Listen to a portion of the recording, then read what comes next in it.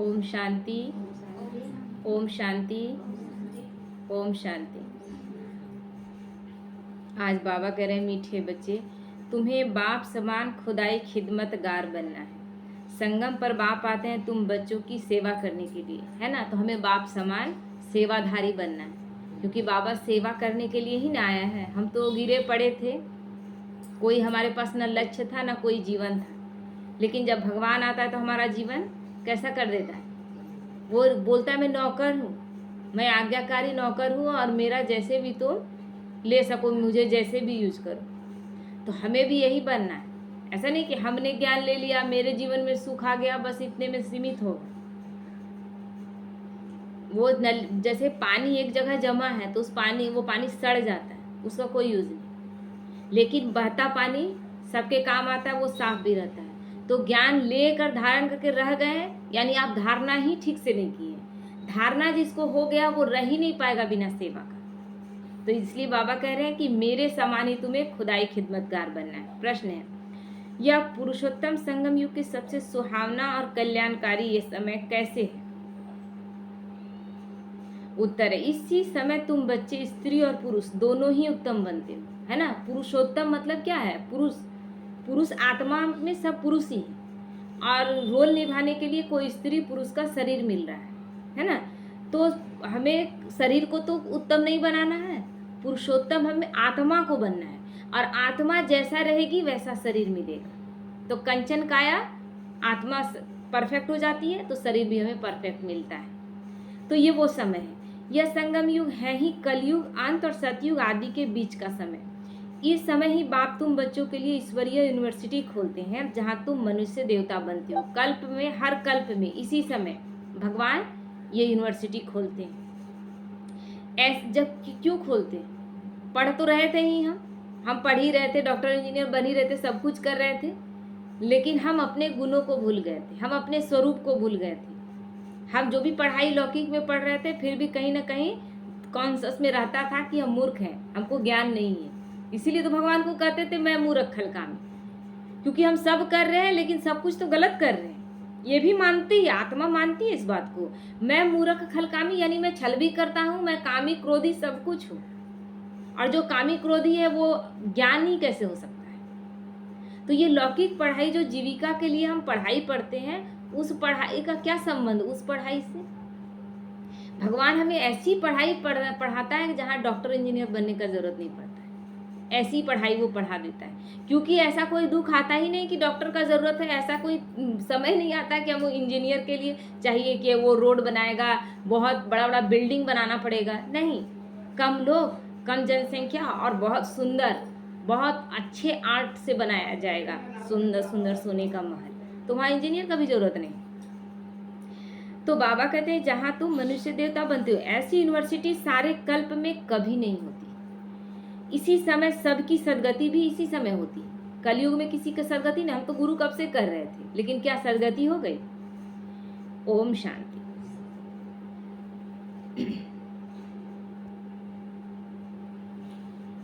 रूहानी बाप रूहानी बच्चों को बैठ समझाते हैं। यहाँ बैठे बैठे एक तो तुम बाप को याद करते हो, क्योंकि वह पतित पावन है, उनको याद करने से ही पावन सतो प्रधान बनने की तुम्हारी एम है, यानी लक्ष्य है। ऐसे नहीं, सतो तक ही हमारा लक्ष्य है। क्या सतो बनना ही लक्ष्य है कि सतो प्रधान बनना लक्ष्य? सतो यानी त्रेता, तो त्रेता युगी बनना है कि सतयुगी बनना है? यहाँ लक्ष्य दिया गया है सतयुग, सतो प्रधान बनने का, सतयुग में जाने का। जो नहीं बन पाते हैं, जो बार बार कोशिश करते हैं, नहीं बन पाते, फेल हो जाते हैं, वो त्रेता में आ जाते हैं। लेकिन लक्ष्य क्या है? सतयुग का। तो इसीलिए बाबा कहते हैं कि सतो प्रधान बनना है, इसलिए बाप को भी जरूर याद करना है, फिर स्वीट होम को भी याद करना है, क्योंकि वहां जाना है। फिर माल मिल्कियत भी चाहिए, इसलिए अपने स्वर्ग धाम को भी याद करना है, क्योंकि यह प्राप्ति होती है। तो बाबा कहता है, परम धाम तो सब जाएंगे, 800 करोड़ आत्माएं सभी बाबा के साथ जाएंगे परम धाम, लेकिन हमें केवल यही लक्ष्य लेना है कि परम धाम जाएंगे, हम वहां से सुख धाम में उतरें, सतयुग में उतरें। तो हम इसीलिए पुरुषार्थ कर रहे हैं, और बाकी जो लोग पुरुषार्थ नहीं भी करेंगे वो तो मुक्ति धाम जाएंगे अंततः पावन बनकर, जो अंत समय में उनको समझ में आएगा कि भगवान आया हुआ है तो वो खान पान शुद्ध कर लेंगे, विकार में जाना छोड़ देंगे, लेकिन बहुत कम टाइम में सब कुछ समझ में आ जाएगा, लेकिन बहुत कम टाइम में। तो वो पुरुषार्थ तो नहीं कर पाए। और कॉन्शस में सारा चीज़ ज्ञान है, विकारी ख्यालात सब कुछ है, इसलिए वो सतयुग त्रेता में नहीं आएंगे, वो द्वापर में आएंगे, जो विकारी समय वो द्वापर में आएंगे। लेकिन बाबा के बच्चे जैसे ही ज्ञान में आते हैं सारे विकारों को छोड़ने लगते हैं, और इतना समय हो जाता है कि विकारों की अविद्या हो जाती है, भूल जाते हैं कि विकार है क्या चीज़, ऐसा हमें वो बना देता है। इसीलिए हम सतयुग त्रेता में आते हैं। सतयुग त्रेता में विकार का ख्याल भी नहीं, तो वो स्थिति हमारी यहाँ बन रही है। बच्चे जानते हैं कि हम बाप के बच्चे बने हैं, बरोबर बाप से शिक्षा लेकर हम स्वर्ग में जाएंगे नंबरवार पुरुषार्थ अनुसार। बाकी जो भी जीव की आत्माएं हैं वह शांति धाम में चली जाएंगी। घर तो जरूर जाना है ना, घर तो सबको जाना है, क्योंकि वहाँ से रोल निभाने के लिए आए थे, और एक ही आते हैं तब तो नंबरवार आते हैं, लेकिन जाने घड़ी सब जाते हैं। तो बच्चों को यह भी मालूम हुआ, अभी है रावण राज्य, इसकी भेंट में सतयुग को फिर नाम दिया जाता है राम राज्य। दो बांटा गया है, राम राज्य और रावण राज्य। तो आज तक हम राम राज्य की कल्पना कर रहे हैं कि ये दुनिया राम राज्य बन जाए, है ना। उसके लिए राम मंदिर बना दिए, बोले कि राम राज्य आ जाएगा, लेकिन कभी बोले कि राम राज्य आ जाएगा? बोलते हैं राम को लाए हैं और राम राज्य को अब लाएंगे। ठीक गाते हैं लोग, जान नहीं रहे। ये नहीं कह रहे हैं कि राम राज्य आ जाएगा। कैसे आ जाएगा? आप नहीं लाएंगे तब तक, अपने अंदर आप राम के संस्कार नहीं लाएंगे तो राम राज्य कैसे आएगा? इसीलिए हम लोग क्या गा रहे हैं, राम मंदिर बना है, अब राम राज्य भी लाएंगे, क्योंकि हम अपने अंदर राम के संस्कार उत्पन्न करेंगे। तो बाबा कहते हैं दो कला कम हो जाती है, उनको सूर्यवंशी और उनको चंद्रवंशी कहा जाता है। सतयुग में 16 कला संपूर्ण, त्रेता में 2 कला कम 14 कला, है ना। तो चंद्रवंशी हो जाते हैं, क्यों? कि सूर्य की कला कम नहीं होती, इसलिए सूर्यवंशी कहलाते हैं। चंद्रवंशी यानी चांद का कला तो धीरे धीरे कम होता है ना, इसीलिए चांद लग गया, राम के साथ रामचंद्र लग गया, लेकिन उनको कह देते हैं सूर्यवंशी। क्यों कहे? क्योंकि उसी वंश से, सूर्यवंश से आए हैं ना, तो वही कॉन्शस में है, तो उसको उसी वंश से चले थे। लेकिन कला त्रेता में गिर गई तो रामचंद्र लग गया, चंद्रवंशी हो गए। लेकिन जिस वंश से चले थे, तो आज तक हम लोग क्या अपने आप को देवी देवता धर्म वाले कहला रहे हैं, लेकिन कोई देवी देवता है क्या? किसी में वो गुण नहीं है। तो उसी तरह तो बाबा कहते हैं जैसे क्रिश्चियन की डिनास्टी एक ही चलती है, वैसे यह भी एक ही डिनास्टी है, परंतु उसमें सूर्यवंशी और चंद्रवंशी है, क्योंकि यहाँ कलाओं में बांटा गया। जो सतयुग में सतो प्रधानता थी, वो त्रेता में केवल सतो गुण रह जाएगा। यह बातें कोई भी शास्त्रों में नहीं है, बाप बैठकर समझाते हैं, क्योंकि शास्त्र तो मनुष्यों द्वारा लिखा गया है। मनुष्य सब जानते तो भगवान को आना क्यों पड़ता, जिसको ही ज्ञान अथवा नॉलेज कहा जाता है। स्वर्ग स्थापन हो गया, फिर नॉलेज की दरकार नहीं, क्योंकि स्वर्ग स्थापित करने के लिए ही तो ज्ञान चाहिए था। अब स्वर्ग स्थापित हो गया तो ज्ञान का जरूरत नहीं, तो वहाँ कौन सी पढ़ाई होगी? स्वर्ग में कौन सी पढ़ाई होगी? क्या पढ़ाया जाएगा? वहाँ कुछ नहीं पढ़ाया जाएगा। क्या पढ़ाया जाएगा? वहाँ पर हम चित्रकारी करेंगे, मतलब मनोरंजन का है। उसके बाद जो हमारी भौगोलिक स्थिति है उसके बारे में पढ़ेंगे। उसमें कुछ नहीं है कि हमको एग्जाम ही देना है, कोई भारीपन नहीं।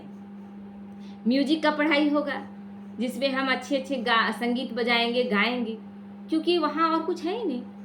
वहाँ तो केवल सुख करने के लिए जा रहे हैं। बस्ता लाद के अभी हम छोटे बच्चों को भेज दे रहे हैं, जो 10-15 किलो का होता है। बच्चा जितना भारी नहीं है उतना बस्ता उसका भारी है। तो बाबा कहते हैं ये नॉलेज बच्चों को पुरुषोत्तम संगम युग पर ही सिखलाई जाती है। तुम्हारे सेंटर्स पर व म्यूजियम में बहुत बड़े बड़े अक्षरों में जरूर लिखा हुआ हो कि बहनों और भाइयों, यह पुरुषोत्तम संगम युग है। बाहर लिखा हुआ बोर्ड, बाबा बार बार कहता है कि बोर्ड लिखा हुआ हो, जिससे लोग पढ़ करके आकर्षित हों और आएं। जो एक ही बार आता है, ये संगम युग एक ही बार आता है पूरे कल्प में। पुरुषोत्तम संगम युग का अर्थ भी नहीं समझते हैं, तो यह भी लिखना है कलयुग अंत और सतयुग आदि का संगम। ये भी लिखना है, नहीं समझेंगे कि संगम होता क्या है। कलयुग खत्म हो रहा है और सतयुग आने वाला, ये बीच का समय, संगम का समय। तो संगम युग सबसे सुहावना और कल्याणकारी हो जाता है। बाप भी कहते हैं कि मैं पुरुषोत्तम संगम युग पर ही आता हूँ, तो संगम युग का अर्थ भी समझाया है। वेश्यालय का अंत हो जाता है और शिवालय का आदि, इसको कहा जाता है पुरुषोत्तम संगम युग, क्योंकि द्वापर के बाद ये वेश्यालय बनते बनते पूरी तरह वेश्यालय बन गया, और उसके बाद भगवान शिवालय स्थापन करते हैं। संगम युग में सिखा लेते हैं, संस्कार भर लेते हैं, तब जाकर हम जाते हैं और वहाँ शिवालय स्थापित होता है। तो यहाँ सब है विकारी और वहाँ सब है निर्विकारी, तो जरूर उत्तम तो निर्विकारी को कहेंगे ना। जो निर्विकारी है, जिनमें कोई विकार नहीं है, उसी को श्रेष्ठ कहेंगे ना। अभी लौकिक जीवन में भी कोई अच्छा स्वभाव वाला है तो उसी का बड़ाई करते हैं। कोई गलत संस्कार लेकर चलता है तो बोलते हैं वो अच्छा नहीं है। अपना ही बाल बच्चा क्यों ना हो, किसी और के सामने नहीं बुराई करेंगे, क्योंकि मेरा बच्चा है, कैसे बुराई करें। लेकिन क्या अंदर अंदर दिल नहीं खाता कि मेरे बच्चे में ये बुराई है। पुरुष और स्त्री दोनों उत्तम बनते हैं, इसलिए नाम ही है पुरुषोत्तम। क्योंकि स्त्री पुरुष आत्मा रूप में सब पुरुष ही हैं, तो सबके लिए है ये। इन बातों का बाप और तुम बच्चों के सिवाय किसी को पता नहीं कि यह संगम युग है। बाबा के बच्चों के अलावा किसी को बोलिएगा तो बोलेगा कहाँ संगम युग, तो कलयुग है। और कलयुग अभी 40,000 वर्ष पड़ा हुआ है। किसी के ख्याल में नहीं आता कि पुरुषोत्तम संगम युग कब होता है। अभी बाप आए हुए हैं, वह है मनुष्य सृष्टि का बीज रूप, उनकी ही इतनी महिमा है। वह ज्ञान का सागर, आनंद का सागर है, पतित पावन है। ये सब गा रहे थे किसके लिए? उसी के लिए न गा रहे थे। ज्ञान से सदगति करते हैं। ऐसे तुम कभी नहीं कहेंगे कि भक्ति से सदगति होता है। कभी लिखा भी हुआ नहीं है कि भक्ति से सदगति होता है। भक्ति यानी कुछ अल्पकाल की प्राप्ति के लिए, क्योंकि भगवान का जब तक पता नहीं तब तक भक्ति, जब पता चल गया उसके बाद भक्ति नहीं, उसके बाद तो संबंध स्थापित हो जाता है बाप और बच्चे का। ज्ञान से सदगति होती है, और सदगति है ही सतयुग में। आप एक नेता से संबंध जोड़ते हैं, मतलब नेता से आपका रिलेशन बनता है, रिलेशन भी नहीं बन रहा, क्योंकि उससे हमको प्राप्ति है तो उसका गुणगान करते हैं, महिमा करते हैं, उसका तारीफ करते हैं, चाटुकारिता करते हैं, तो उससे मेरा बहुत काम निकल जाता है ना। लेकिन उसी नेता का बेटा चाटुकारिता करेगा अपने बाप से? उसको जरूरत है क्या प्राप्ति के लिए? यही चीज यहाँ पर है। जब तक नहीं जान रहे थे तब तक कर रहे थे, तुम बहुत अच्छे हो, तुम बहुत निर्विकारी हो, मैं दुष्ट हूँ, मैं पापी हूँ, यही कह रहे थे। लेकिन अब वो बाप है, तो बाप कहेगा क्यों तुम दुष्ट हो पापी, जब मैं इतना अच्छा हूँ तो मेरा बच्चा मेरे जैसा होना चाहिए ना। तो जरूर कलयुग का, बाबा कहते हैं, तो जरूर कलयुग का अंत और सतयुग आदि के संगम पर आएंगे। कितना क्लियर कर बाप समझाते हैं। तो ये क्यों कंफ्यूजन हो गया कि कह दिया गया कि हर कल्प के संगम युगे युगे लिख दिया ना, तो बोले कि हर संगम में आएंगे, मतलब सतयुग खत्म होके जो त्रेता आने का समय है उस संगम में भी आएंगे, त्रेता के बाद जो द्वापर आने का संगम है उस समय भी आएंगे, फिर द्वापर से कलयुग का संगम है उस समय भी आएंगे। बार बार भगवान को आने का जरूरत है? भगवान इतना कमजोर है क्या? नहीं, भगवान इतना शक्तिशाली है, सर्वशक्तिमान है कि ऐसी दुनिया स्थापित करता है कि दोबारा उसको आने का जरूरत तब पड़ता है जब इस दुनिया फिर रहने लायक नहीं रहती, तो कलयुग के अंत समय में आता है। तो नए भी आते हैं, हूबहू जैसे कल्प कल्प आए हैं और आते रहते हैं। राजधानी ऐसे ही स्थापन होनी है। तुम बच्चों को मालूम है कि हम खुदाई खिदमतगार सच्चे सच्चे ठहरे, है ना। जैसे कि भगवान आते हैं तो भगवान के अंदर कोई स्वार्थ है? हम बच्चों को केवल अच्छा बना देना और उनका कोई अपना स्वार्थ है? वो तो स्वर्ग में आएंगे भी नहीं। हमें भी बिल्कुल उनके जैसा करना। ठीक है, हमारा एक स्वार्थ है कि हम सतयुग में आएंगे, लेकिन क्या इसी भावना से केवल करेंगे? हमारे अंदर रहम का भावना बाप के जैसा हो कि बाबा तुम सतयुग में क्या पोस्ट दोगे मुझे नहीं पता, लेकिन मैं दुख से निकली हूँ और सबको मैं दुख से निकालूं, बस मेरा यही लक्ष्य हो। उसके बाद वो तय करेगा कि कहाँ डालेगा हमको, किस पोस्ट में डालेगा। तो एक को थोड़ी पढ़ाएंगे, एक पढ़ते हैं, फिर इन द्वारा तुम पढ़कर औरों को पढ़ाते हो। इसलिए यहाँ यह बड़ी यूनिवर्सिटी खोलनी पड़ती है। सारी दुनिया में और कोई यूनिवर्सिटी है ऐसा? कोई यूनिवर्सिटी नहीं है। नाम दिए हैं हम, सब यूनिवर्सिटी नाम दिए, सब हर देश का लोग यूनिवर्सिटी स्थापित किया हुआ है। लेकिन यूनिवर्स का मतलब क्या होता है? पूरे ब्रह्मांड में, मतलब पूरे विश्व में एक ही पढ़ाई हो।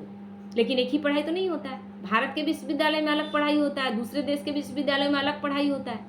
लेकिन ये मुरली जो बाबा चला रहा है ना, 140 देशों में अभी और लास्ट में 198 देशों में जाएगा, लेकिन यही मुरली जाएगा। केवल भाषा चेंज होगा, जिस भाषा में आप जानते हैं उस भाषा में आपको कन्वर्ट कर दिया जाएगा। तो ना कोई दुनिया में जानता है कि ईश्वरीय यूनिवर्सिटी भी होती है। तो अभी तुम बच्चे जानते हो, गीता का भगवान शिव आकर यह यूनिवर्सिटी खोलते हैं। नई दुनिया का मालिक देवी देवता बनाते हैं। इस समय आत्मा जो तमो प्रधान बन गई है, फिर उसको ही सतो प्रधान बनना है। यही खेल है तमो प्रधान का और सतो प्रधान का, इसी बीच के में युग चलता है। इस समय सब तमो प्रधान है ना। भले कई कुमार भी पवित्र रहते हैं, कुमारियां भी पवित्र रहती हैं, सन्यासी भी पवित्र रहते हैं, परंतु आजकल वह पवित्रता नहीं है। पवित्रता का मतलब बाबा क्लियर करता है कि ब्रह्मचर्य और आप खान पान शुद्ध कर लिए और ब्रह्मचर्य में चले गए, ये पवित्रता नहीं है। पवित्र हर उस वक्त अपवित्रता है अगर देह भान में हम किसी को देखते हैं। अपना बेटा, अपना बेटी, ये सब कुछ देख रहे हैं, ये सब अपवित्रता है। हम किसी खाने के प्रति आसक्ति है, वो अपवित्रता है। किसी चीज के प्रति आकर्षण है, वो अपवित्रता है। किसी का घर देखते हैं, लगता है कि कितना अच्छा घर है, ये अपवित्रता है। क्योंकि इच्छा मात्रम अविद्या बन जाना है।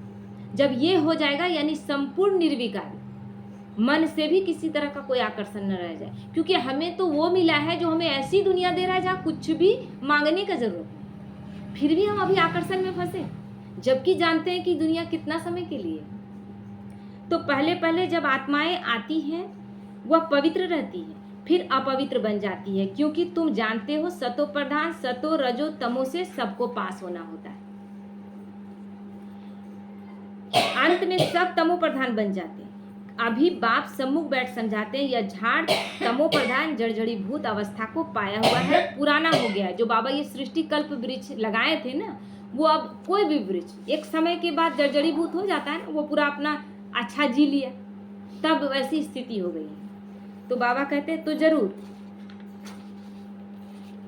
इनका विनाश होना चाहिए ना, जो जड़जड़ी भूत हो गया, रहने लायक नहीं है।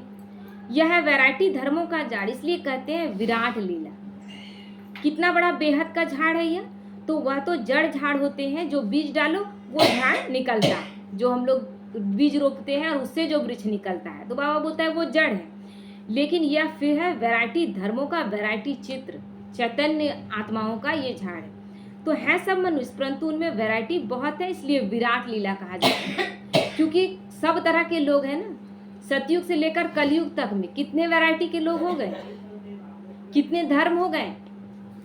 तो इसीलिए बाबा कहता है, इसलिए इसको विराट लीला कहा जाता है। क्योंकि कितने धर्म, कितनी भाषाएं, कितने लोग, कितने संस्कार, इसका अंत नहीं। तो यह सब धर्म कैसे नंबरवार आते हैं, यह भी तुम जानते हो कि हम आत्माएं सब कुछ जानते हैं। हमने 7 डेज का कोर्स किया, बाबा के बच्चे को सारा ज्ञान है कि 84 जन्म हम किस तरह से निभाते हैं। तो सबको जाना है और फिर आना, यह ड्रामा बना हुआ है भी कुदरती ड्रामा। कुदरत यह है जो इतनी छोटी सी आत्मा अथवा परम आत्मा में कितना पार्ट भरा हुआ है। जैसे एक छोटे से सिम में इतने सारे नंबर रहते हैं, उसके बाद इतने छोटा सा चिप, उसमें हजारों गाने रहते हैं। ये साइंस का है। और हम तो इतनी छोटी आत्मा है, चिप और आपको ये तो सिम दिख रहा है, लेकिन आत्मा तो दिखती तक नहीं है, और उसमें 84 जन्मों का पार्ट भरा हुआ है। मतलब कितना अद्भुत है कुदरत का खेल। तो बाबा कहते हैं परमात्मा को मिलाकर परमात्मा कहा जाता है। परम और आत्मा, हम तो सब आत्माएं हैं ही, लेकिन भगवान में परम शब्द यूज किया जाता है, सुप्रीम शब्द का यूज किया जाता है, क्योंकि उसके पास सारी शक्तियां हैं। हमारे पास भी सारी शक्तियां हैं, लेकिन हम जन्म मरण में आते हैं, इसलिए हमारी क्वालिटी धीरे धीरे कम होती है, फिर हम ज़्यादा भी हो जाती है, लेकिन हम एक नहीं होता है, क्वालिटी के अनुसार बंधे हुए हैं, और भगवान उन सबसे ऊपर। तो तुम उनको बाबा कहते हो क्योंकि सभी आत्माओं का वो सुप्रीम बाप है ना। तो बच्चे जानते हैं आत्मा ही सारा पार्ट बजाती है, मनुष्य यह नहीं जानते। वह तो कह देते कि आत्मा निर्लेप है। मनुष्य सोचते हैं कि यही शरीर पार्ट निभा रहा है। अरे तो शरीर, मान लीजिए पाप पुण्य किया तो शरीर तो जलकर भस्म हो गया, यहीं पर वो आत्मा शरीर को छोड़ी, और उसके बाद हम किसके लिए रो रहे थे? शरीर के लिए रो रहे थे। क्या कहते हैं, चली गई। कौन चली गई? शरीर तो यहीं पड़ा हुआ है ना, आत्मा चली गई। फिर कहते हैं कि आत्मा कुछ नहीं करती, आत्मा निर्लेप है। सब कुछ आत्मा ही शरीर द्वारा करती है। तो वास्तव में यह अक्षर रॉन्ग है। यह भी बड़े बड़े अक्षरों में लिख देना चाहिए कि आत्मा निर्लेप नहीं है, सारा लेप छेप आत्मा को ही लगता है। आत्मा जैसा भी कर्म करती है शरीर द्वारा भोगती है। अभी शरीर में आपका कोई भी कष्ट है तो कौन भोग रहा है? आत्मा है तो दर्द का फीलिंग है, आत्मा हट गई फिर वही शरीर है, कोई दर्द नहीं। तो क्यों कौन भोग रही थी? आत्मा ही ना भोग रही थी। तो आत्मा क्यों भोग रही थी? क्योंकि आत्मा ही कर्म की हुई, अच्छा बुरा जो भी की है।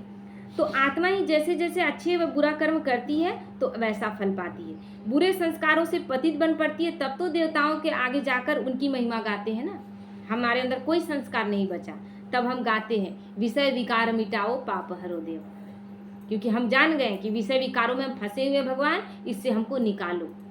तो अभी तुमको 84 जन्मों का पता पड़ गया है, और कोई भी मनुष्य नहीं जानता। ये 84 जन्मों का ज्ञान कभी पता था? 84 लाख योनि में भटकते हैं, तब मनुष्य में जन्म लेते हैं। इतना कौन जानना चाहेगा? उस तरफ हम लोग जाना ही नहीं चाहते थे। लेकिन भगवान ने कितना एक्यूरेसी से बांट दिया, 5000 वर्ष का कल्प, और उसमें 1250 का युग, और उसमें सिर्फ 84 जन्म, और उसमें सबका 84 जन्म नहीं। तो कितना अच्छा से मतलब हल्का कितना कर दिया कि सब कुछ समझ में आ गया। छोटा बच्चा भी ज्ञान को समझा सकता है। तो तुम उनको 84 जन्म सिद्ध कर बतलाते हो, तो कहते हैं क्या शास्त्र सब झूठे हैं? वो कहेंगे कि शास्त्र सब झूठे हैं, शास्त्र का लिखने वाले मनुष्य है, मनुष्य नहीं जानते थे। क्योंकि सुना है कि मनुष्य 84 लाख योनियां लेते हैं। 84 लाख योनि में अगर भटके, उसके बाद जब जन्म मिलना चाहिए, फिर तो दुख नहीं आना चाहिए ना। हम कुत्ता, बिल्ली, सुअर सब में जन्म लेके दुख भोग लिए, यही कहते थे ना। तो फिर जब मनुष्य रूप में आए, तब तो कोई दुख नहीं भोगना चाहिए। तो सारी दुनिया तो दुख ही भोग रही है। तो अभी बाप बैठ समझाते हैं कि वास्तव में सर्वशास्त्रमयी शिरोमणि है ही गीता। गीता में जो थोड़ा बहुत सच्चाई है भक्ति मार्ग के, वही गीता में सच्चाई है। बाप अभी हमको राजयोग सिखला रहे हैं, जो 5000 वर्ष पहले सिखलाया था। तुम जानते हो कि हम पवित्र थे, पवित्र गृहस्थ आश्रम भी था, हमारा गृहस्थ धर्म था। अभी इनको धर्म नहीं कहेंगे, क्योंकि घर ही इतना पावन था। सतयुग त्रेता में भी तो गृहस्थ था। लक्ष्मी नारायण को क्या बिजोड़ा तो नहीं दिखाते हैं, जोड़ी दिखाते हैं कि नहीं? राम सीता को जोड़ी ही दिखाते हैं ना।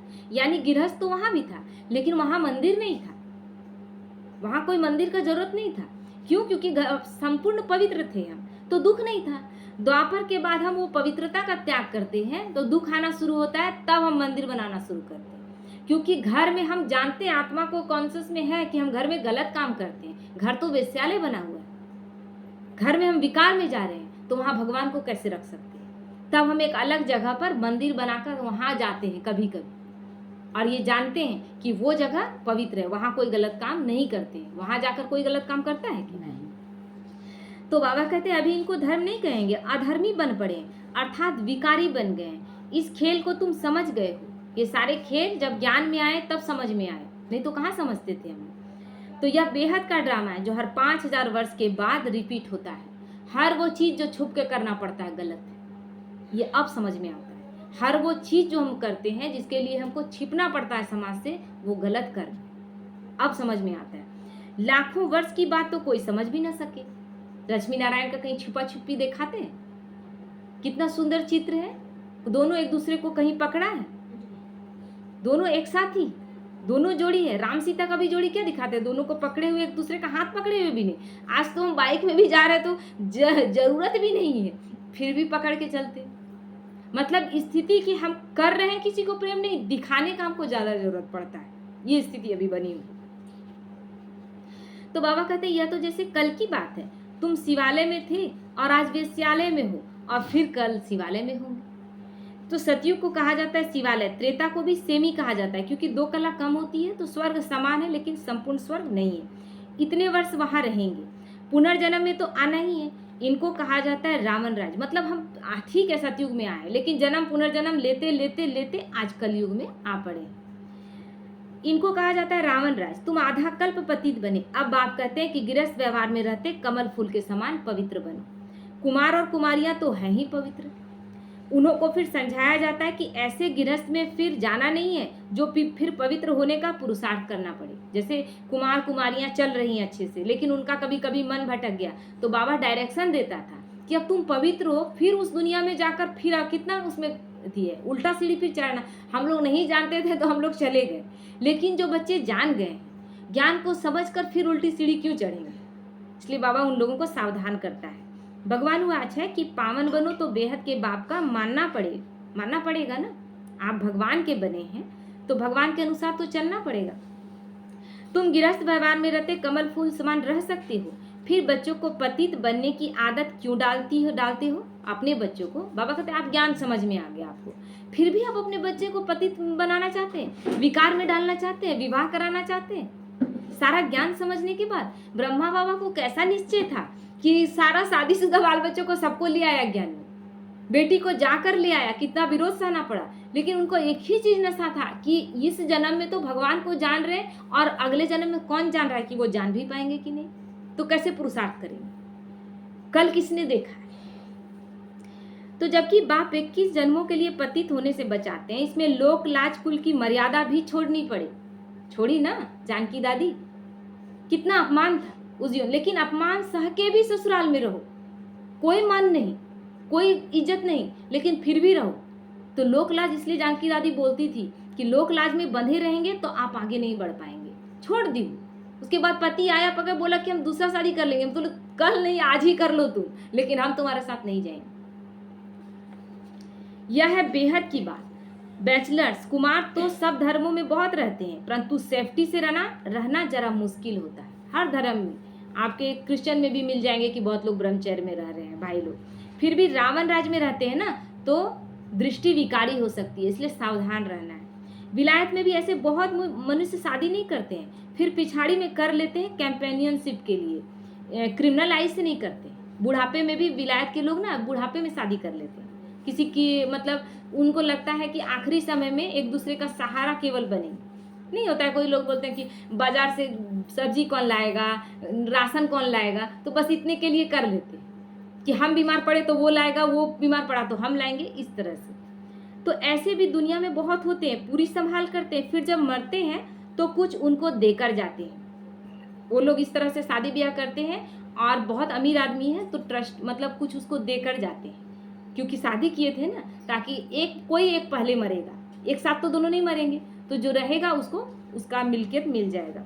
कुछ धर्माऊ लगा देते हैं, कुछ लोगों को दान भी कर देते हैं, ट्रस्ट बना कर जाते हैं। विलायत में भी बड़े बड़े ट्रस्ट होते हैं, फिर यहाँ भी मदद करते हैं। यहाँ ऐसे ट्रस्ट नहीं होगा जो विलायत को भी मदद करे।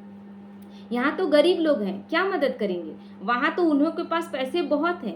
भारत तो गरीब है ना, भारतवासियों की क्या हालत है, भारत कितना सिरताज था, कल की बात है।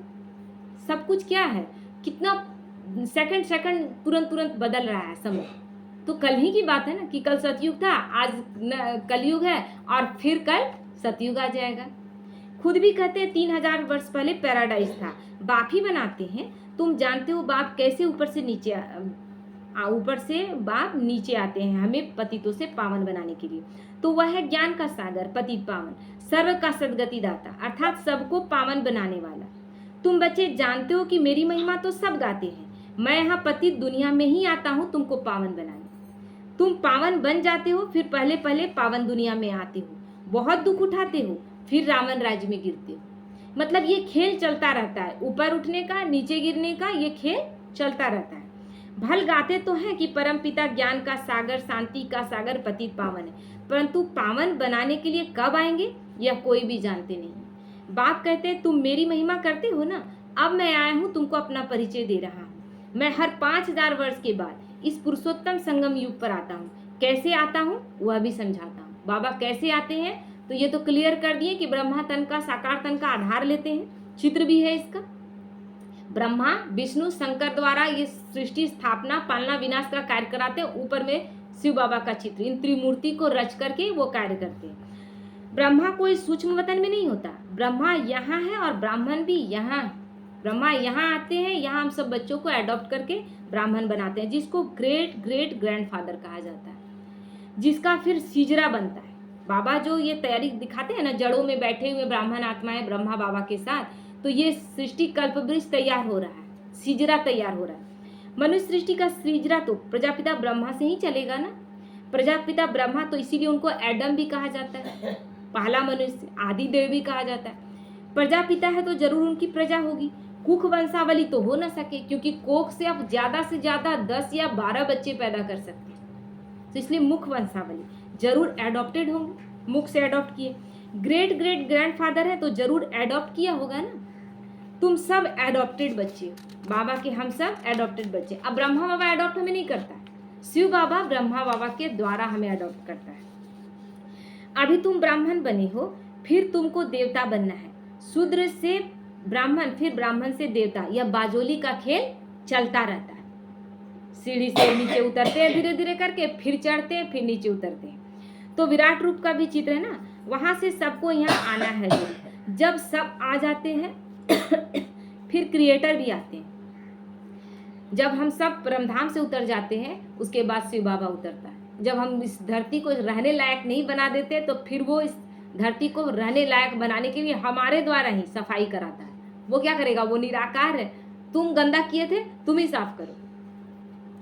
तो वह क्रिएटर डायरेक्टर है, एक्ट भी करते हैं, क्योंकि ब्रह्मा तन का आधार लेकर वो एक्ट भी करते हैं ना। बाप कहते हैं, हे आत्माएं, तुम मुझे जानते हो, तुम आत्माएं मेरे सब बच्चे हो ना। तुमने पहले सतयुग में शरीरधारी बनकर कितना अच्छा सुख का पाठ बजाया, फिर 84 जन्म बाद तुम कितना दुख में आ गए हो। ड्रामा के क्रिएटर डायरेक्टर प्रोड्यूसर होते हैं ना, यह है बेहद का ड्रामा। तो इस ड्रामा में क्रिएटर डायरेक्टर प्रोड्यूसर सब बाबा है, लेकिन स्क्रिप्ट राइटर बाबा नहीं। हम क्या बोलते हैं, क्या एक्ट करते हैं, इसके लिए बाबा हमें छूट दिया हुआ है। हम जैसा कर्म करते हैं वैसा फल भोगते हैं। वो कर्म में नहीं बोला है, वो बता दिया है कि कर्म कैसा करना है। मान लीजिए कि डायरेक्टर बहुत अच्छा डायरेक्शन दे रहा है ना, बहुत अच्छा डायरेक्शन, आप ऐसे ऐसे करके आप चेहरे का एक्सप्रेशन ऐसा लाइए, सब कुछ बताता है, लेकिन हम अगर ढंग से नहीं कर पाए तो एक्ट बिगड़ जाएगा ना। तो इसमें वो क्या करेगा? तो यह है बेहद का ड्रामा। बेहद ड्रामा को कोई भी जानते नहीं है। भक्ति मार्ग में ऐसी ऐसी बातें बताते हैं जो मनुष्यों की बुद्धि में वही बैठ गई है। अब बाप कहते हैं, मीठे मीठे बच्चों, यह सब भक्ति मार्ग के शास्त्र है। भक्ति मार्ग की ढेर सामग्री है। जैसे बीज की सामग्री, झाड़ है, इतने छोटे बीज से झाड़ कितना अथाह फैल जाता है, एक छोटा सा बीज, और वृक्ष तैयार होता है तो कितना विशाल वृक्ष हो जाता है। तो भक्ति का भी इतना ही विस्तार है, भक्ति का भी कितना विस्तार है। शुरुआत किस चीज से हम किए थे? लक्ष्मी नारायण की पूजा से, फिर राधे कृष्ण की पूजा, फिर शिव की पूजा से शुरुआत हुआ, शिवलिंग से, उसके बाद लक्ष्मी नारायण, फिर राधे कृष्ण, फिर नीचे गिरे तो सीताराम का पूजा करने लगे, उससे नीचे गिरे तो हनुमान, बजरंग, गणेश जी का पूजा करने लगे, और अब तो पेड़ पौधे पत्ते सब का कर रहे थे, और अब तो मनुष्यों का भी करने लगे। आप कोई भी गुरु का फोटो लगा ले रहे हैं घर में, उसमें फूल बेलपत्र चढ़ा दे रहे हैं, और भगवान से अब लगता है कि उनसे हम लोग का औकात ही नहीं है डायरेक्ट बात करने का। तो कोई ना कोई गुरु साधु हो जिससे कहेंगे और वो बात कर देगा। क्यों मीडिएटर चाहिए हमको? अपने बाप से हम डायरेक्ट बात नहीं करेंगे? तो ज्ञान तो बीज है, उसमें कोई भी सामग्री की दरकार नहीं रहती। बाप कहते हैं, अपने को आत्मा समझकर बाप को याद करो, और कोई व्रत नेम यहाँ नहीं है, सब व्रत कर चुके। 16 सोमवारी, शुक्रवारी, है ना, क्या बोलते, तीज, वट सावित्री, सब जितिया, सब इतना मतलब मूर्खतापूर्ण कार्य कर चुके हैं। आप करने का, बाबा बोलता है, इतना सब कुछ किए, आप करने का जरूरत नहीं। क्यों मूर्खतापूर्ण कार्य है? क्योंकि जितिया कर रहे हैं, बहुत लोगों के जितिया के दिन ही उसका बच्चा शरीर छोड़ देता है। वट सावित्री करते जा रहे थे, तीज करते जा रहे थे, उन माताओं बहनों का पति ने शरीर छोड़ दिया। क्यों भाई? जब सावित्री ले आई सत्यवान का मतलब जान मांगकर, उसका प्राण मांगकर ले आई, तो फिर हमें सिखाइए कि कैसे हम प्राण मांग कर लें। आप तो केवल कथा पढ़ते हैं, सारा सामग्री जुटा देते हैं, पूजा पाठ कर लेते हैं, दक्षिणा ले लेते हैं, पंडित जी चले जाते हैं, लेकिन वो विधि तो बता ही नहीं रहे। तो यह सब बंद हो जाता है जब ज्ञान मिलता है। तुमको सदगति मिल जाएगी, फिर कोई बात की दरकार नहीं रहेगी। तुमने ही बहुत भक्ति की है, उसका फल तुमको देने के लिए आया। देवताएं शिवालय में थे ना, तब तो मंदिर में जाकर उन्हों की महिमा गाते हैं, क्योंकि शिवालय अलग था और ये वेश्यालय अलग है। तो ये वेश्यालय में हम मंदिर बनाकर उस जगह को सोच रहे, लेकिन मंदिर बना कहाँ है? वेश्यालय में ही बना है ना। लेकिन उस जगह में जाकर थोड़ी देर के लिए ही, लेकिन शांति का अनुभव महसूस करते हैं। क्यों? क्योंकि वहाँ कोई विकारी ख्याल लेकर नहीं जाते। तो अब इतना वाइब्रेशन है आज तक हम लेकिन पुरुषार्थ कब किए? अभी ना। देवी देवताएं कुछ नहीं करते। देवी देवताएं तो यहाँ सारा पुरुषार्थ हमने कर लिया, वहाँ जाकर केवल सुख भोगेंगे। सारा पुरुषार्थ तो ब्राह्मण बनकर किया, और इसी का गायन है कि देवी देवताओं का हाथ ऐसे दिखाते हैं। यहीं से हम भरपूर होकर जाते हैं, यहीं लोगों को अच्छा अच्छा दे रहे हैं। सतयुग में दान देने का जरूरत पड़ेगा क्या? सतयुग में किसी को देने का क्या? सब भरपूर है। तो सारा देने का कार्य कहाँ से किए? यहीं किए ना। तो इसी संगम युग का वाइब्रेशन आज भी काम कर रहा है कि आप मंदिरों में जाते हैं और जड़ मूर्तियों से वो वाइब्रेशन लेकर आ रहे हैं, इतना उनमें पवित्रता है। तो अब बाप बैठ समझाते हैं कि मीठे मीठे बच्चों, मैंने 5000 वर्ष पहले भी तुमको समझाया था कि अपने को आत्मा समझो, देह के सब संबंध छोड़कर एक बाप को याद करो, तो इस योग अग्नि से तुम्हारे पाप भस्म हो जाएंगे। बाप जो कुछ भी समझाते हैं, कल्प कल्प समझाते हैं। आज जो कुछ भी समझा रहे हैं ना, वो कल्प कल्प समझाते हैं, इसीलिए वो मूंझते नहीं हैं। वो अपना कार्य करते जाते हैं। जो इस दैवी कुल के हैं वो आएंगे, नहीं है वो नहीं आएंगे, वो मूंझ जाएंगे, कोई बात में उनको दुख लग जाएगा और कोई ज्ञान को छोड़ देंगे। हमको किसी से दुख लग जाए, किसी का बात हमको पसंद ना आए, लेकिन हम जुड़े, हमसे आप जुड़े हैं कि भगवान से जुड़े?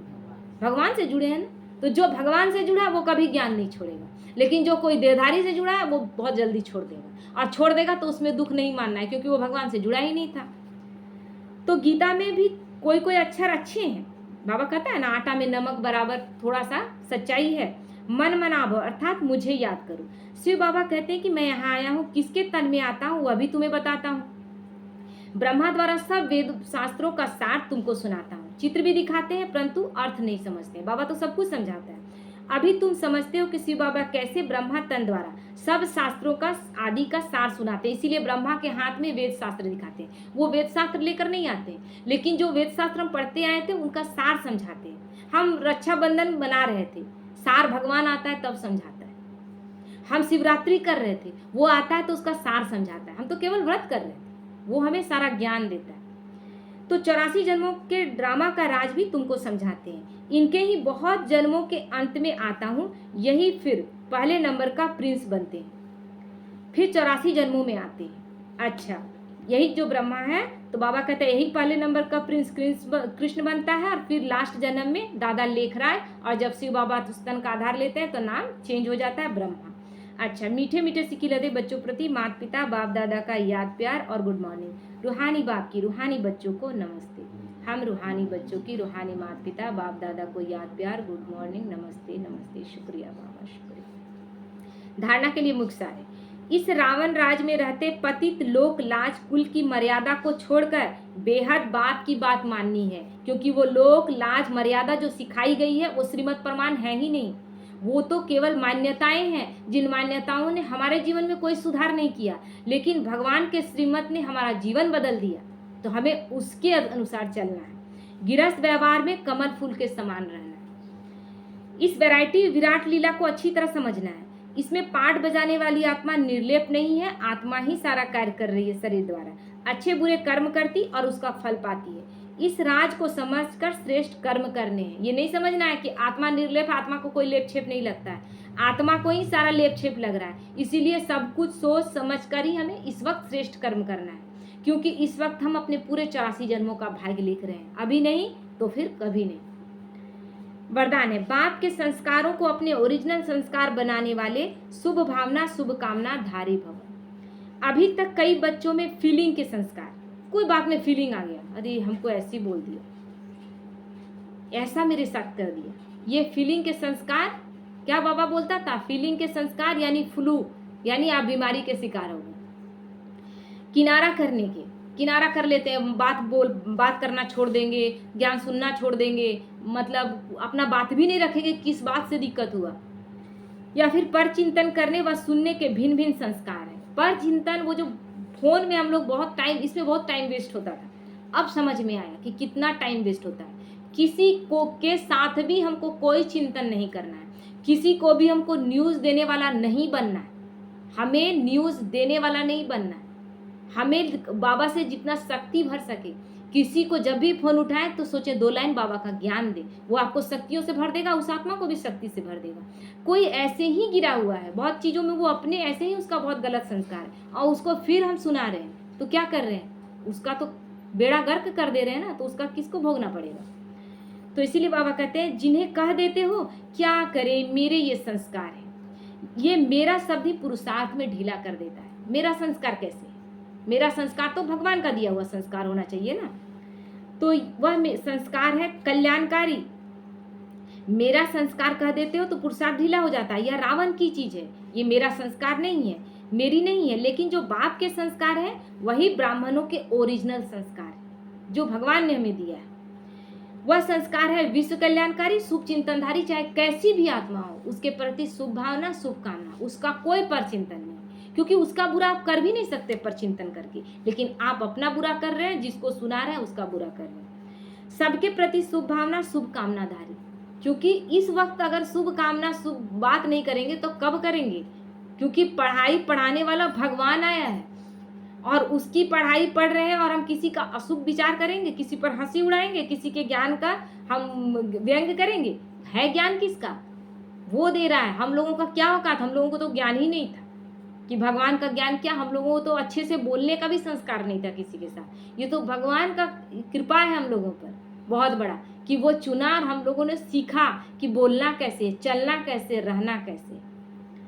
स्लोगन है, जिनमें समर्थी है वही सर्व शक्तियों के खजाने के अधिकारी है। बाबा कहता है जो समर्थ, समर्थ कौन है? जो समर्थ बाप की याद में रहता है, जो उसी के श्रीमत पर चलता है, तो वही सर्व शक्तियों के खजाने के अधिकारी। जो पर चिंतन पर दर्शन में रहते हैं, जो वैसी आत्माओं का संस्कार को अपनाते हैं जिनका खुद का अपना शक्तिशाली स्थिति नहीं है, तो वो शक्तियों को कहाँ से पाएंगे? इसीलिए एक वो, दूसरा कोई नहीं। और एक सुन रहे थे ना कि एक भाई, अच्छा ठीक है, ओम शांति।